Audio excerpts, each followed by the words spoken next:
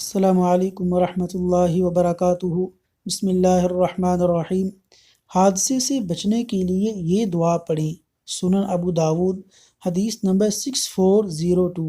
حضرت علی بن ربیعہ رضی اللہ عنہ فرماتے ہیں کہ میں نے حضرت علی بن ابی طالب رضی اللہ عنہ کو دیکھا جن کی سواری کے لیے جانور لایا گیا۔ جب انہوں نے پائیدان پر اپنا پاؤں رکھا تو بسم اللہ کہا۔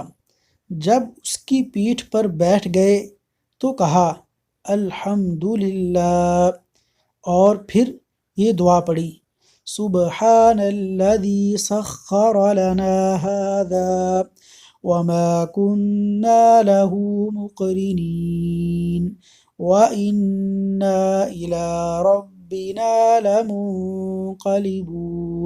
اللہ تعالی عمل کی توفیق عطا فرمائے، آمین۔